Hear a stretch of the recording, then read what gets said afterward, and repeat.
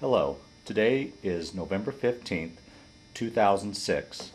We're at the home of Mr. Arthur Eads in Loveland, Colorado. Welcome, Mr. Eads. Thank you. To start out with, for the viewer, I think we should note, you'll probably note later on in this film that there's a split. Due to technical problems on my part yesterday, we have to do the first part of this interview again. So just a note there. My name is Brad Hoops. I'm the interviewer for the Northern Colorado Veterans Oral History Project. Mr. Eads, let's start out by, if you could tell us when and where you were born. I was born in a stone house 2 miles east of Plainville, Kansas on August the 22nd, 1920. Okay. And we stayed on the farm for about, I don't remember how many years. But anyway, my father didn't own a farm, but he was working on the farm, on leasing farms, and worked with horses. And then they did the wheat thrashing with steam thrashers. And my mother cooked for the thrashing machines in the summertime. And I went to a one-room country school, and my father and mother were milking 20 cows by hand, and they'd get up early in the morning with a lantern to go milk, and then my father quit the farm, and he had a job in Phillipsburg, Kansas with a hardware store, and he was there a year, and then he had a job with a implement company and a hardware store in Meade, Kansas. So in about 1929 we moved to Meade, Kansas, and I did spend most of my time in Meade, Kansas of my life. But in Meade, Kansas, I went to grade school there, and on to my father was in Dodge City. We was in Dodge City about 2 years, but bust old days because they weren't making enough money to pay him, and he was without work for about 6 months. And we moved back to Meade, and the same fellow hired him in the hardware store then, and I graduated from Meade High School in 1938. And I had an uncle that had told me that he didn't have any children, and my father's older brother, Uncle Cliff, and he would teach me the plumbing trade if I would come back there and live with them. And so I went back when I got out of high school, and I joined the union back there, Plumbers Union, and did apprenticeship for 4 years to learn the plumbing trade. And while I was there, I received my license about, I'm not just sure, but 2.5, maybe 3 months before I joined up. And on August the 7th in 1942, I went to Des Moines, Iowa to join the Navy, and they had the Navy Seabees there. And I went into the Navy Seabees, and they took me in, and since I had my plumbing license, I received a third-class shipfitter's rating. Now, the reason you were attracted to the Seabees was because of your trade background, or how did you come to choose the Seabees? Well, I had my license and all, and I just thought it would be a good place to be, and had no idea where I'd be or what I was going to do, but they told me to go back home, and then they would call me up in probably about 2 months. And so I went back and worked at the plumbing trade, and I took a week off and went to see my folks to let them know what I'd done, and I talked with my uncle when I went to join, and he thought that it was a good idea probably, and he wasn't in good health then when I joined, and then I Was that a hard decision to make to join because of that, the fact that your uncle, or what well, was your reasoning for joining? I would have been drafted, Okay. and so I didn't want to be a foot soldier, and that was the reason. But then I went ahead and went to the folks, and then came back, and they called me up, and I think it was around the 1st of November. Went to Camp Perry, Virginia, and at Camp Perry, Virginia, we were doing guards duty, and then I was sent to a school to high pressure boilers, because in my resume I'd worked on low pressure boilers and hot water boilers. So while I was there, they was learning the manuals of arms and firing range and all, and I missed all of that. Did you find later on in your experience that missing out on that was an issue or a problem with you, or? It never was a problem. Okay. It turned out that it was never was a problem. Okay. And so anyway, when I finished that, and I was standing guard duty, and it was cold then, and I got pneumonia. And I was about 2 weeks in the hospital there with pneumonia, and they let me out just the day before the battalion was having their get together to be ready to go to where we didn't know. But from there we went to Port Hueneme at a camp there, and we were there, and I don't remember the time, but it must have been at least a week, maybe 2 weeks that we were at Port Hueneme. Where's that at? Where's that located? And that's in California. Okay. And so, and that we got liberty at Port Hueneme a couple of times to be out. And then we were shipped to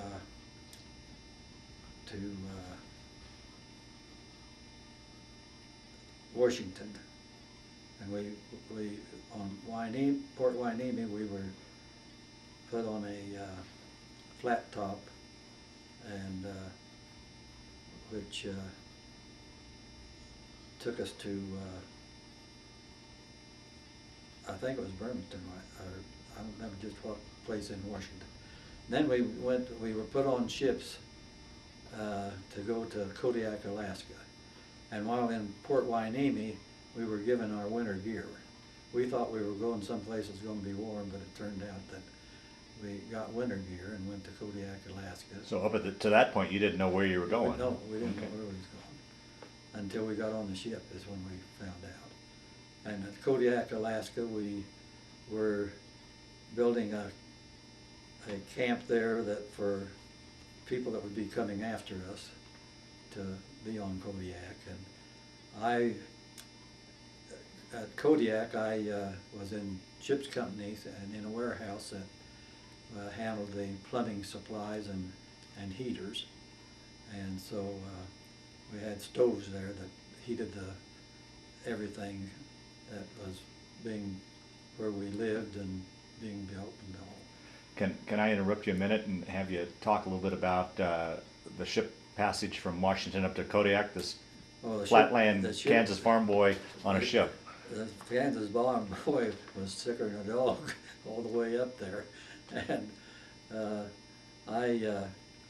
what I'd do, I'd lay down during the day, and I'd go to the mess hall and get something solid, because they always said that you should keep stuff in your stomach. And so I would lay down in the line. We had a long line, and I'd lay down there till it moved away, and then I'd get up and move with it and get the solids and go back up and eat them, and then I could lay down.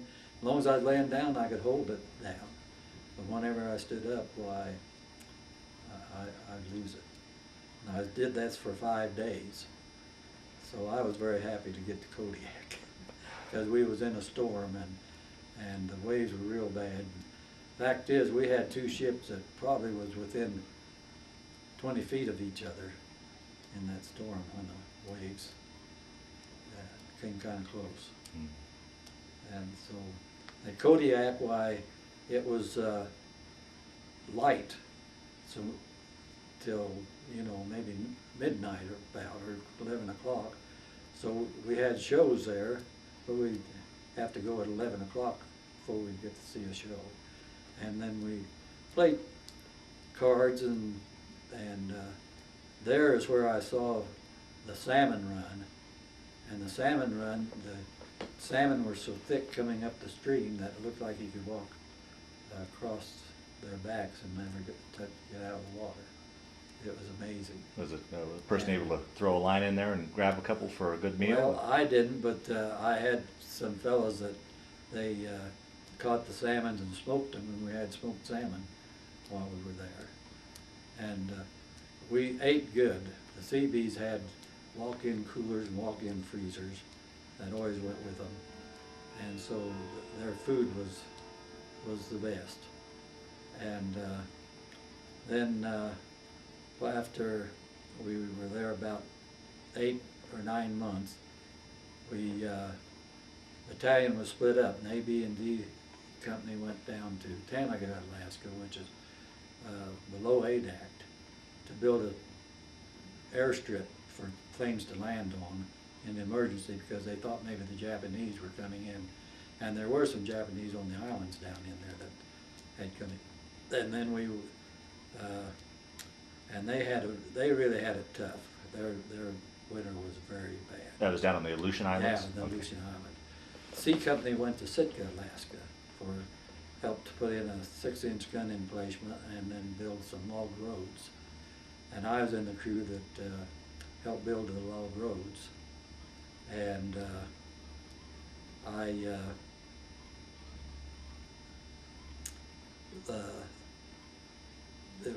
the weather there was damp all the time. We wore rain suits most of the time. And in the wintertime, we had 2 snows. The one melted as it came, and the other one stayed overnight. And then we were about to leave and went up into the mountains to try to ski. And that's when you used your boots and put them on long skis, and I never made it. Well, I kept falling down, so I didn't do too well. And then we got a toboggan and rode it down the mountain. And then when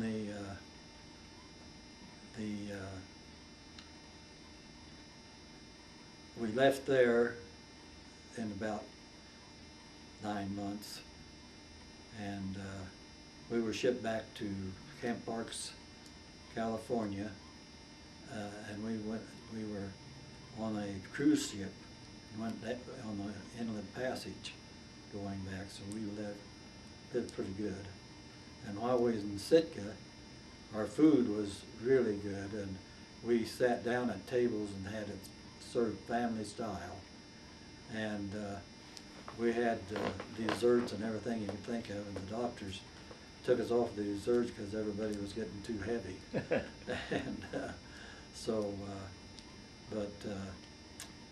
then after we got to Camp Parks, the battalion was decommissioned because it had too many older men. We had men in there at 50 years old. This is the 45th. Down the 45th. Yeah. And so while in Camp Parks, the first thing we were doing was on a duty of cleaning the bathrooms and cleanup duty and all. And second day, the fellow said, well, he wanted 2 volunteers, and if he didn't get them, he'd appoint 2. And I said, well, I'm going to volunteer, because I said, I can't be any worse than what we're doing here. And the fellow next to him said, well, I will too, and I don't know who he was. And we found out then that we were going to get 24 hours on and 24 hours off, working in a PX. So we were selling goods in the PX. Now, you went from the 45th, and now were you in your new battalion by this time? No, because when I did that, I got a 30-day leave. Okay. And I went home for 30-day leave, and when I got home, my father had enough gas saved up that I was able to take the car and go back and see my uncle. Can you quickly explain, when you said your father had gas saved up, the conditions? Why? What? Explain that a little bit. They were rationed. Yeah, they were rationed, and he had enough ration. Of course, a little town, they could walk and all there in 2000, and so they didn't use much gas. The fact is, our car was always put up on wheels, or jacks, during the winter time, and the radiator drained, even when I was in high school and all, so, because, so it was only out in the summertime. It was a 27 Chevy, and we still had it when I graduated from high school, so. He had a newer car when I went back, and my uncle, I saw him then, and then came back to the folks, and then came on back to Camp Parks. And that's when I was shipped to Honolulu on the battleship Mississippi. And going back, I had said that none of my family had gone in when I did, but my brother was 4 years younger than me, and when he got out of high school, he joined the Merchant Marines and was in there about 2.5 or 3 years, and came home. Where did he serve? Oh, he was out in the, he was out, he had been in Australia, and so that would have been in the South Pacific. South Pacific. And so, and then after he come home, why, we were in business together. He was called back into Korea, and I think he was only in there about 1.5 years at that time. And that leads me to a question I'd like to ask. During the time when you were both in the service, were you able to keep in touch with each other through V-mail and back home to your folks and such? Did you get word out at how he was doing and vice versa, and how people at home were doing? And no, I didn't get any word from him. And my folks, I heard from them every once in a while. And of course, my folks had no idea where I was at because everything was censored. So everything came into, ours went into San Francisco, and then was mailed out of San Francisco to the folks. And I noticed on some of the letters, instead of being in the 133rd, they said I was in the 31st, and on the letters, so they wouldn't know where we were at. So, but you're able to keep in touch? I kept in touch with my folks, yeah. Yeah. Did they ever talk about any time after you got back and such, how they coped with you overseas? I mean, your mom probably worried sick? Well, my mom was always worried about us and wondering. Of course, they was always anxious to get letters to know where we were. And then, of course, after the war was over, then I could write from Japan. Just it went right on through. Yeah. But my folks were worried. Yeah. And I told you before that I wasn't scared. I probably shouldn't have said that. I really didn't worry much, but you know, you always thought about what would happen if you got hit or how bad it would be. I really wasn't anxious, but I did think about that and thought that maybe I'd rather be killed than to be maimed bad. Oh, sure, yeah.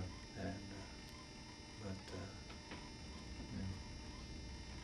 Okay, well, we'll splice back into the second half of this interview.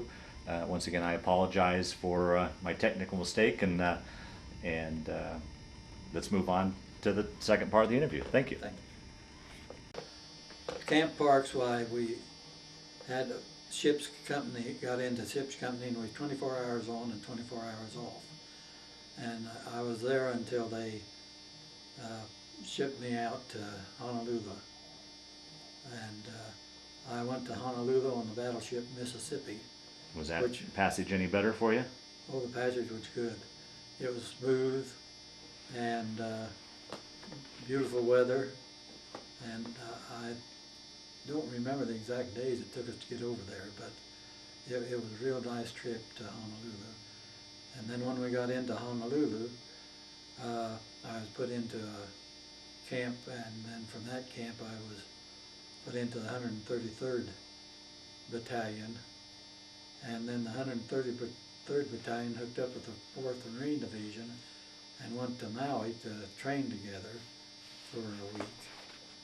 And then on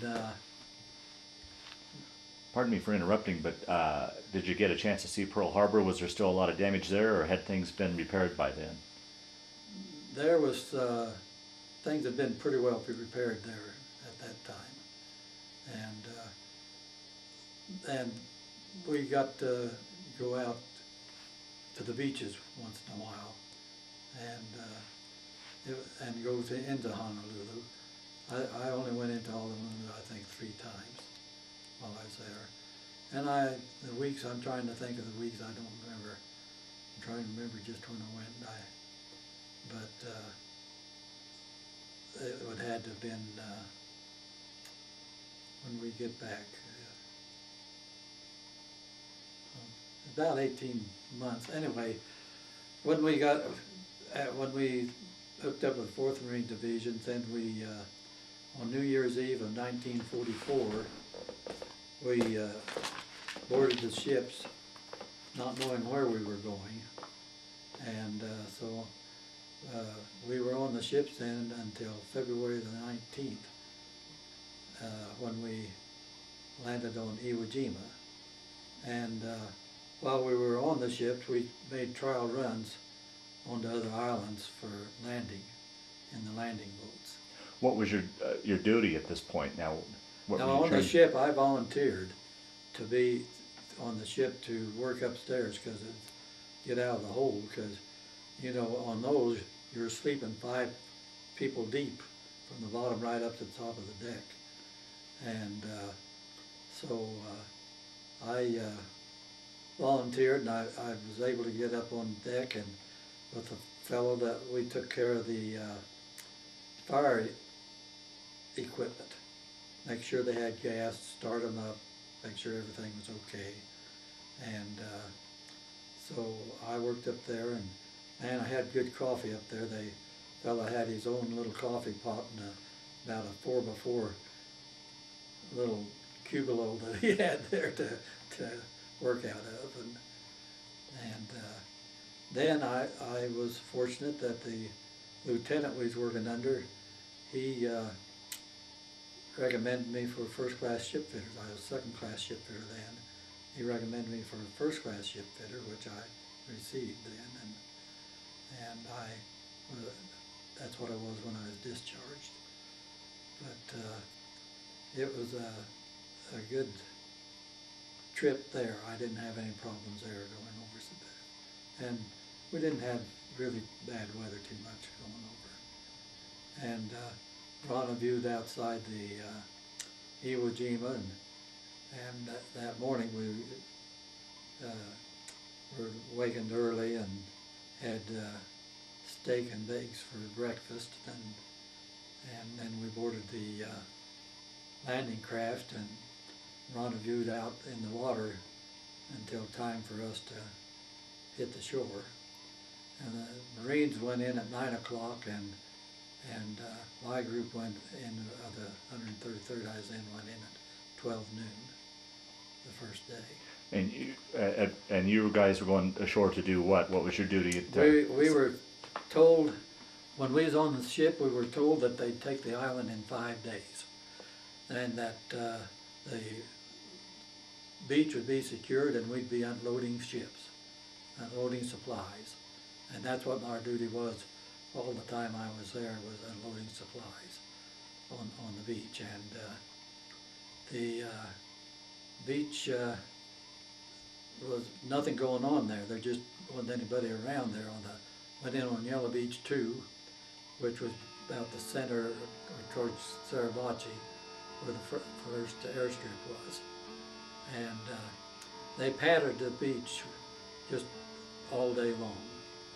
And I was dug in on the sand and started to get up, and as I got up, a shell went off, a mortar shell, and I dropped back down into the hole, and helmet came off, so I reached over and picked it up, put it on my head, and I didn't think anything about it. And then I finally got up, and they're Brown from South Carolina. I said, well, I'm going to go up forward. I said, the firearm, small firearm up there, but they're just patterning this beach. And so we got up, and it was terraced, and you go up a terrace, and then it kind of swagged down, and then go up another terrace, swag down. About 3 of them to go on up. And as we went through the one terrace, why, Brown was just ahead of me, and 2 machine gun bullets went through his pack. We dropped down to the ground and then crawled on up, and we wound up in the front lines, and we was up there kind of about dusk, and they went to work.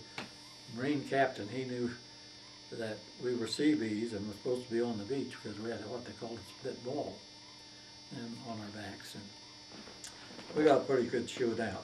And then he said, you get back down the beach. And then he said, no, it's dark here. He says, you just dig in here. First thing in the morning, you get down to that beach. Well, we dug in there, and they were getting shelled there. And the next morning, there was a Marine with his dog that was killed. And then in another hole over by us, a couple more Marines were killed. And we got up and went back down to the beach, and still nothing was going on down there. And it really was, that afternoon, really, it was really the third day when you really had anything going on the beach much. I dug in, went into a mortar shell hole and dug down the bottom. Figured that would be the safest place. And I just got it all done, and they brought a 6-inch gun in, placed it, and the muzzle right over the top of mine. Told me to get out. I couldn't stay there, so I had to find another one. And then I slept in that one for 28 days, working off of the beach. For those of us that have never come remotely close to an experience like that, can you tell us what it's like to be shelled, to be in a firefight like that? Well, what you were feeling? Were you afraid? Were you? Well, I don't know that I was real scared, really. I mean, I slept that first night in the hole, and I guess I felt I was coming home. I don't know, but anyway, the shelling, you never knew, and I think I kept myself pretty good together. And then the first days I helped take some young children, 18 years old, down to the beach, which really bothered me because they had lost their mind. And they just stared straight ahead. You couldn't talk to them, you couldn't get in that. And most of them were just calling for their mother. And that really got to me worse than seeing someone with their leg blown off. We met a fellow with his leg blown off, and the fellow that I don't remember who it was that was with me said, look at him, he's got his leg blown off, and he hurt him. And he says, well, you boys, he says, I'm going home. You may not make it. And that was his attitude. So most of them had pretty good attitudes, really. And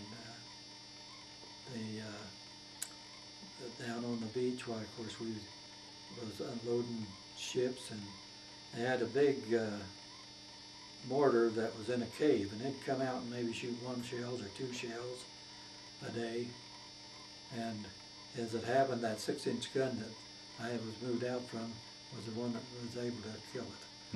So, but we had 1 shell go 2 different times go over the bow of the ship that we was working on. And we usually stopped, and the fellow in charge of the beach would say, well, hit your foxholes till we see what's going on.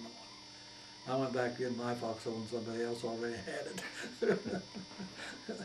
But and you know, I look back and there's things that I don't remember. I try to think back what happened some of these days, and I guess put them out of mind, or I can't draw them back.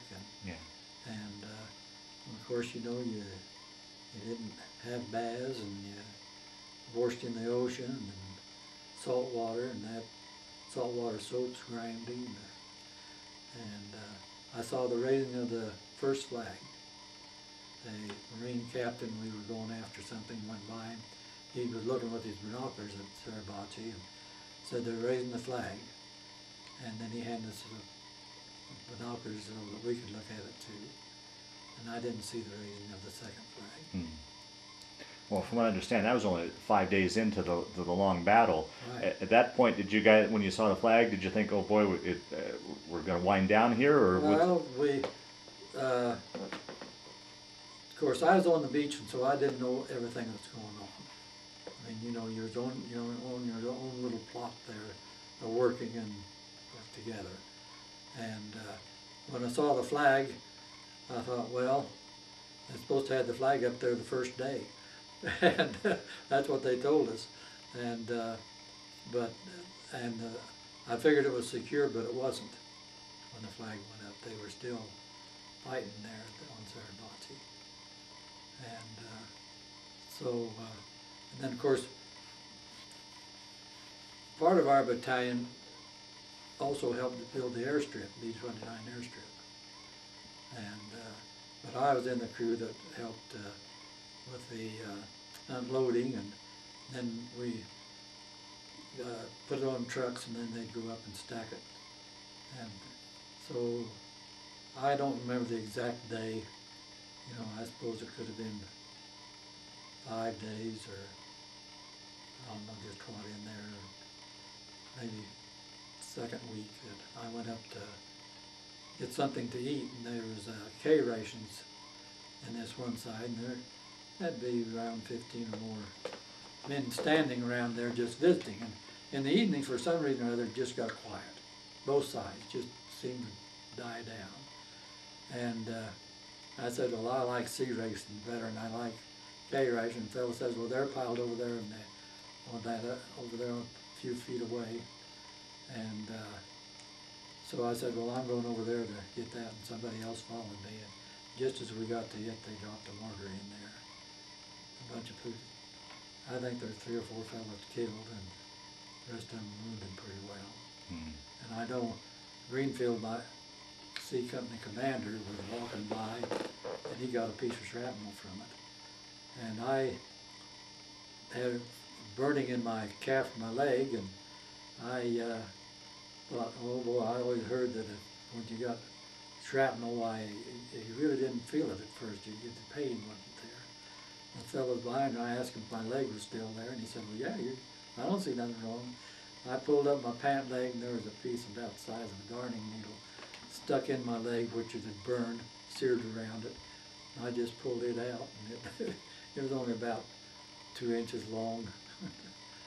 But that's as close as I ever come to having any problems, really.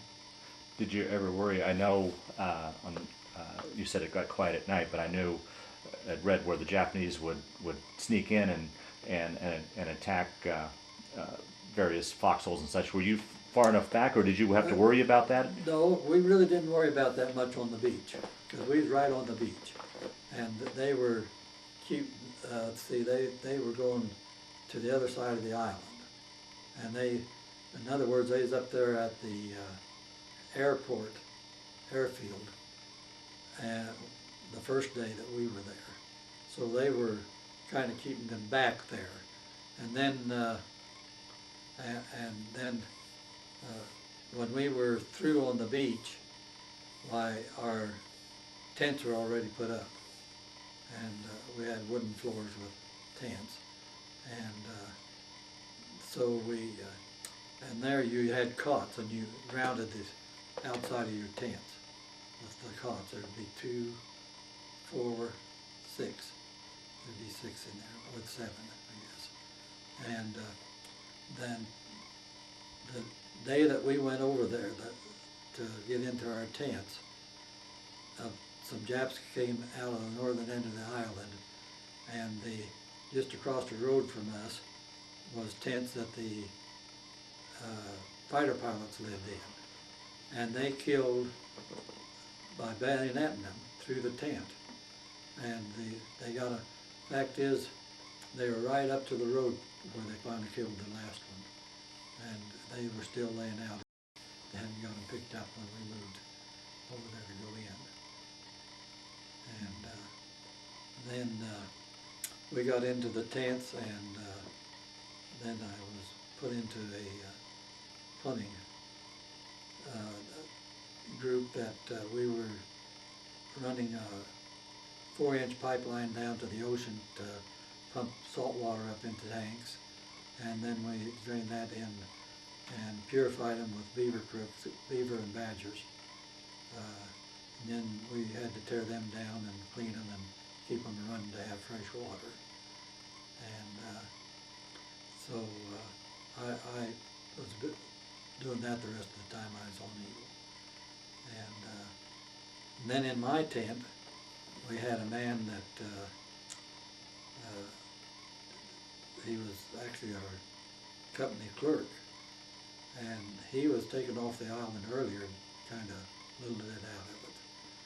Brought him back on, and he had 2 carbines, and that's what we had as was carbines for our rifles. And he was cleaned one while I was still sitting up on my cot.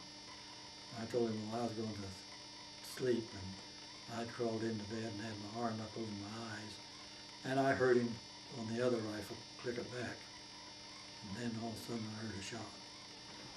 And of course I just kind of laid there for a little bit. And then finally he says, I'm shot. So I got up and I tried to get him to get on my back, because not too far from us was sick bay, and that sand is hard to walk on, and he wasn't light either. And he wouldn't get on my back. So he just, finally I picked him up like a baby, and it's all I could do, and finally somebody got out another tent and helped him. Just as we got over to the sick bay, put him in it, sirens went off, and they had shot down 3 Jap planes on the northern end of the island that night. That's the only time they ever got into the island. And so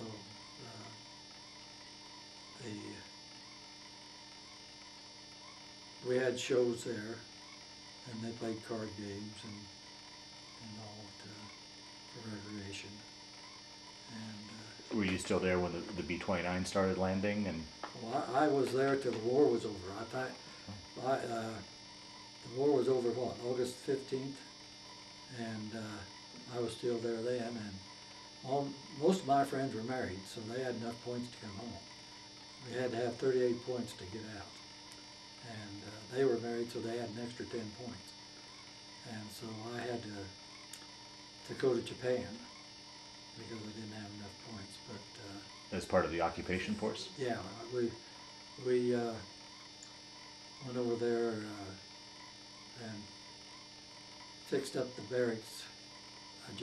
Well, fact is, we went into Sasebo Harbor, and there we went the end of the passage on boats up to Omura, which was an airplane factory, and it had been bombed out. Most of the hangars were shot, but there was a couple that were good enough that we slept in them until we got the barracks fixed, and then there was a fence around the barracks, and we was able to go out for, well, I guess I went out 3 times into Omura, and they put us on a truck if we wanted to and took us to Nagasaki, so we saw where the atomic bomb hit.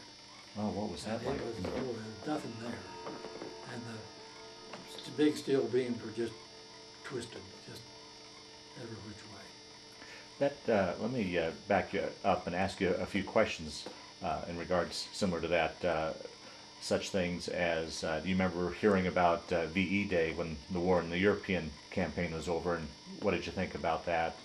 And then I guess the next question then would be, when you heard about the atomic bomb, could you fathom what that was all about, and what was the reaction, your reaction, and such? Well, VE Day, everybody celebrated that it was over and figured that we'd have more help. We were told we'd be going in on Japan, And when the atomic rock hit, we were tickled to death because we figured that they saved a lot of lives. And we knew they were. And we had a plane up there that we thought had it in it.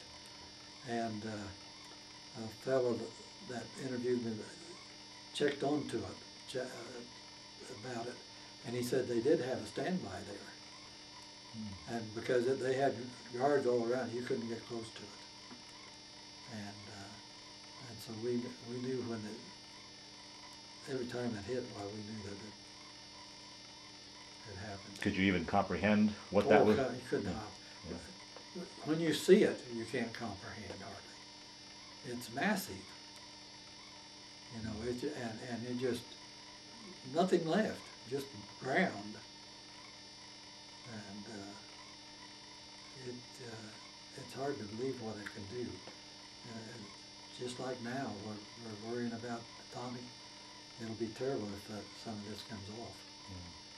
I know there was somewhat of a controversy that it was even dropped. Do you believe, I'm sure you believe it was the right thing, or any comments in regards to that? I believe it was the right thing, because the Japanese do not give up. They died to the man practically. And it was not only killed a bunch of them over there, but we'd had a lot more loss in our own country. And that I really believe that. And I think it ended the war. Otherwise, we'd been fighting for a long time yet before it would ever been won. And the thing of it is, the ones in town over there that I met, most of them were friendly. You know, and people can't understand why you aren't mad at the Japanese. I've never been mad at the Japanese. Fact is, Rosalyn worked with the it was American Japanese, but his brother couldn't believe that we went over to Hawaii and he had to show us around. He couldn't believe that we weren't unhappy about it. Because I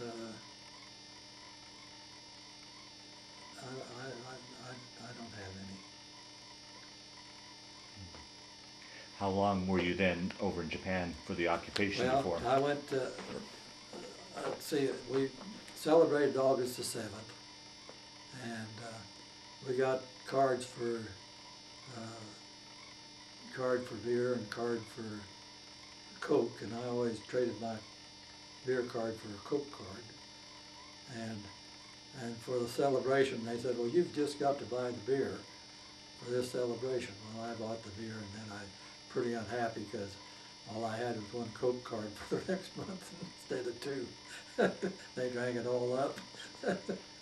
So anyway, that was August. Then we went over and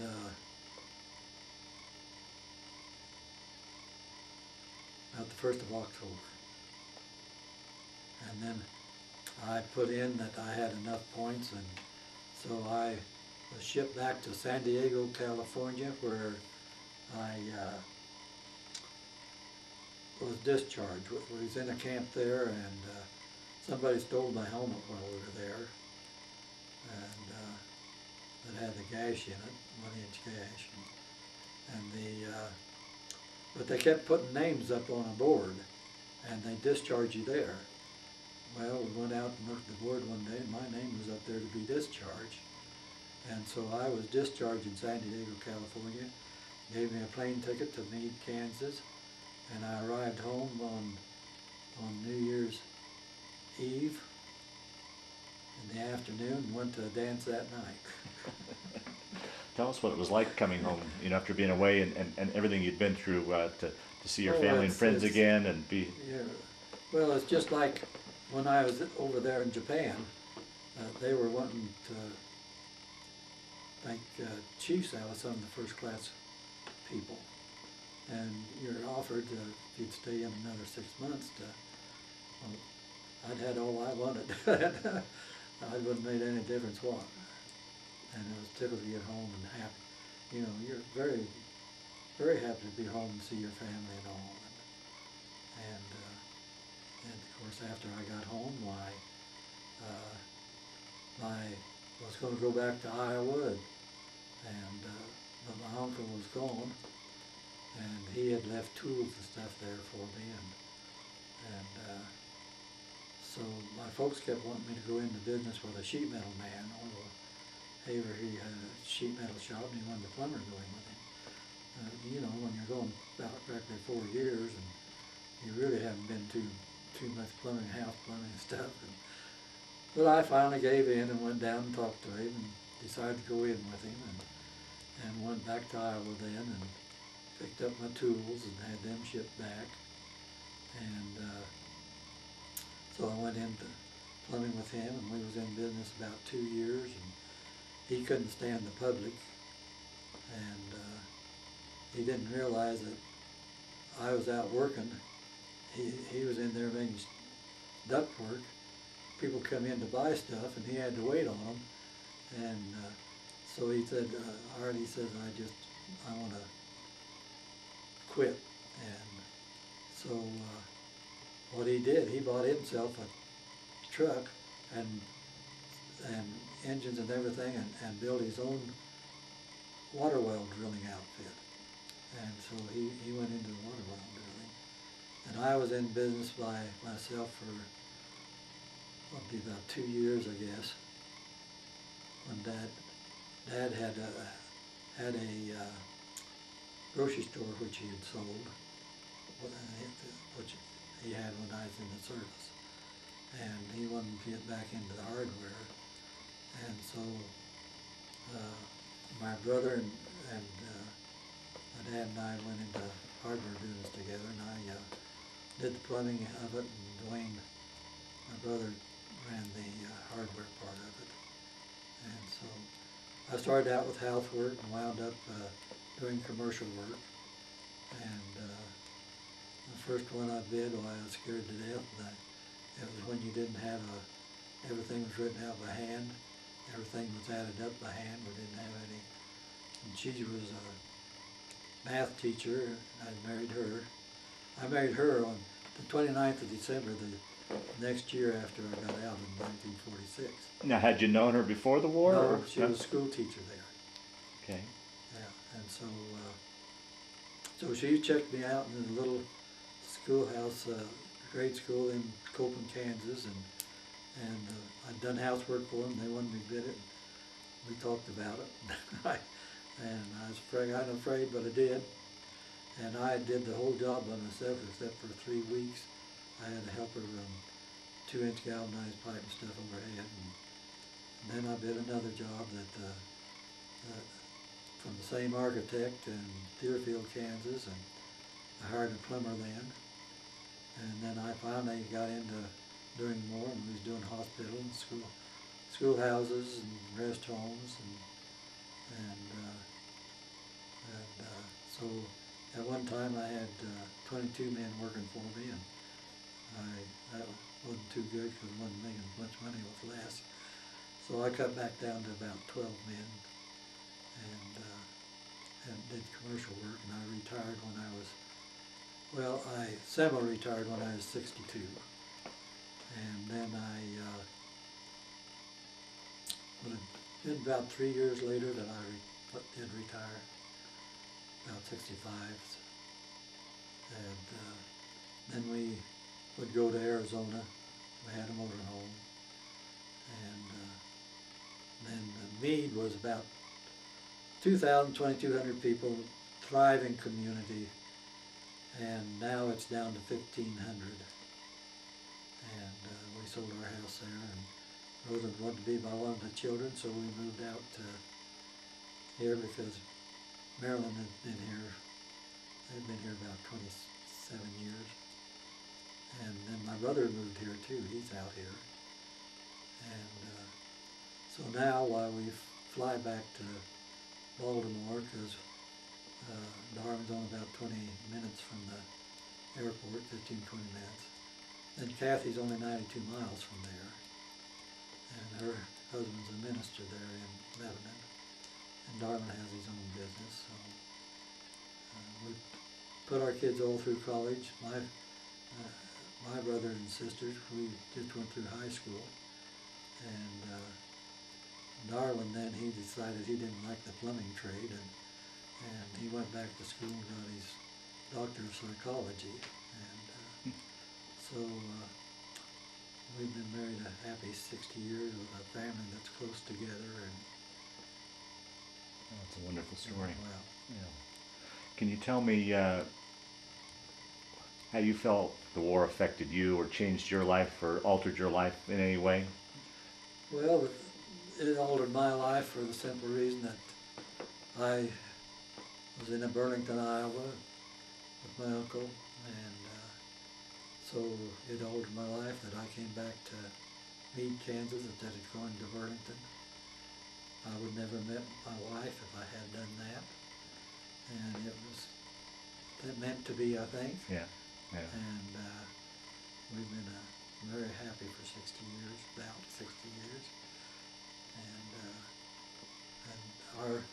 and our family, my family and her family were close together, and she had one brother, and he passed away quite a while ago. And then, of course, with me, I kept in touch. The 45th Seabees had a reunion every year, usually back east, and I went back to a few of them. I was at the 25th one. I still had friends in the 45th. I really didn't make many friends in the 133rd because I hit them just as they went to Iwo, and so I knew them, and some that I knew a little were killed on the island. We had 42 out of 600 killed and 200 and well, close to 300 wounded. So I was very fortunate. Did you ever report your injury? No, Yeah. no, that didn't mean nothing. I wouldn't have reported it. If I'd even had a piece of shrapnel that didn't hurt me much, I'd never reported it. Yeah. Unless it really needed good, bad. Yeah. Too many lives lost over there. Yeah. Well, I guess as we start to wind down this interview, is there anything that I didn't ask you or we didn't talk about that you'd like to talk about, or any closing statements that you would like to make? Well, the war was over with. I went through it. I would hate to go to another one, but the experience is something else. You don't know really what it's like until you're in it, and so and the ones that are fighting now, they need our care. They need us to uphold them, and that bothers me that I don't think we have the what word do I want to use? People that are behind them like they were in World War II. And, because our service people really need our thanks. Okay. And this is a good country to live in. It is. It is. Well, thank you very much for your participation in this project, and more importantly, thank you very much for your service to our country. Well, thank you.